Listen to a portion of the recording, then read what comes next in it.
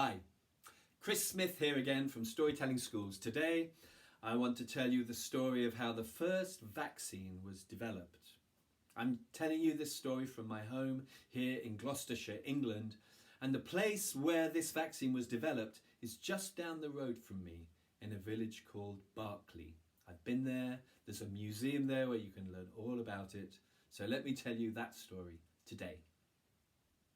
Once upon a time, about 240 years ago, that's 4 of my lifetimes, there was a boy called Edward Jenner.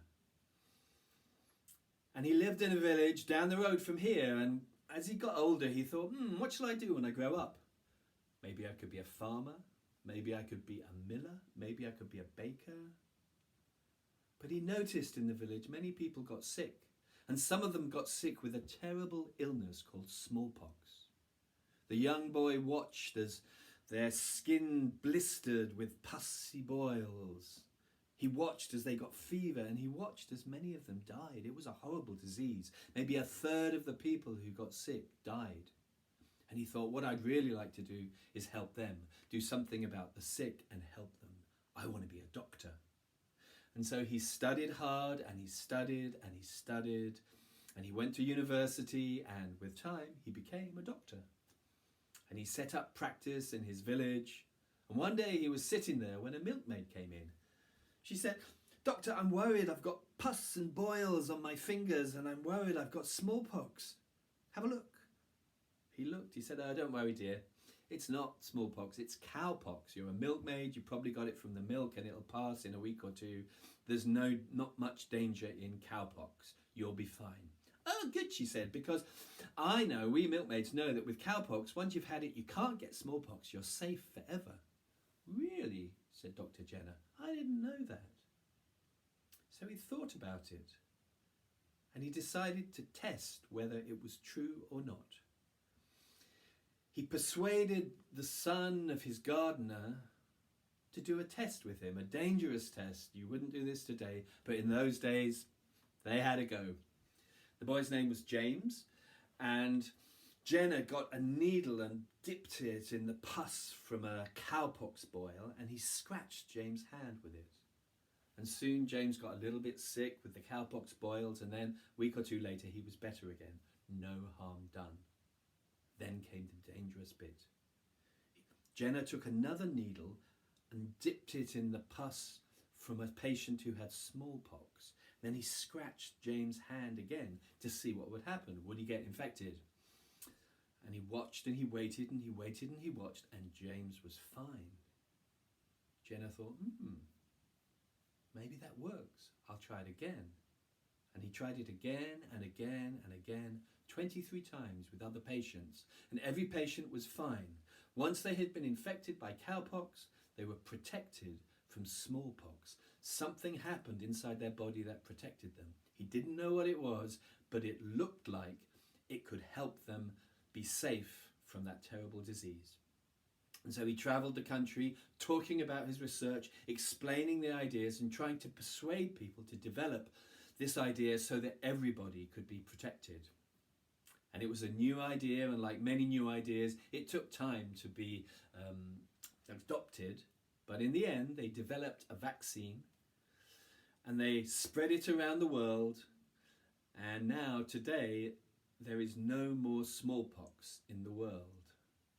Dr. Jenner, who invented the first vaccine, spread the idea to others who found a way of making lots and lots of vaccine that could protect us all against smallpox. Today, the world is free from smallpox, thanks to Edward Jenner, thanks to the scientists, and most of all, thanks to James and the milkmaid, without whom Dr. Jenner could not have made that discovery. So that's the story. It's a true story. Like all of the stories we use, there's lots of things you can do once you've learnt the story. So here's my list of things you can do. First of all, you could learn to tell that story so that you really know what's in it in a detailed way. And if you do that, you might want to have a little story map to help you tell the story. Here's mine.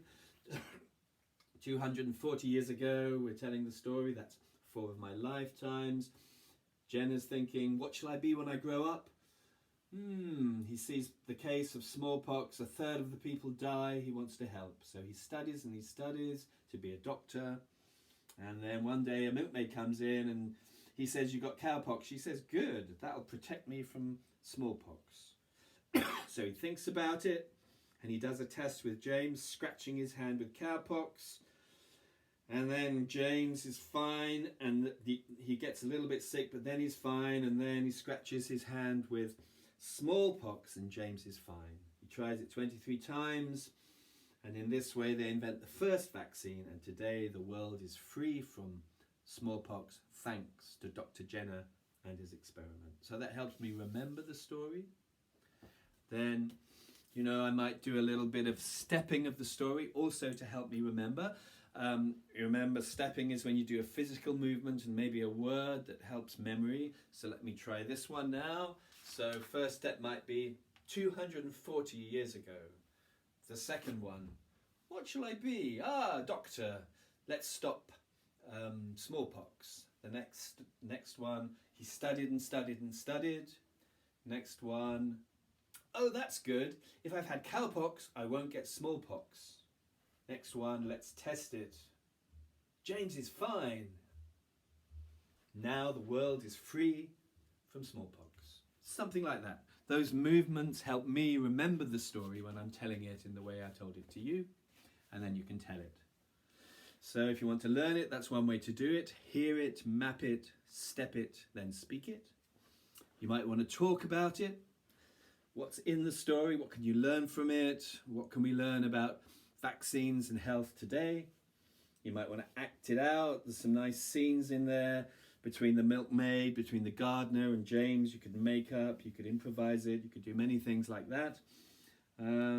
Lots of things to draw and paint in the picture. You could write a song or a poem about all of it or part of it, and you can research more about vaccines and Jenner and smallpox if you want. Also, you could write the story, or you could recycle the story and start to write stories about other vaccines and other cures that have been developed for different diseases in different ways. And that is just some ideas for what you could do with that story about the vaccine.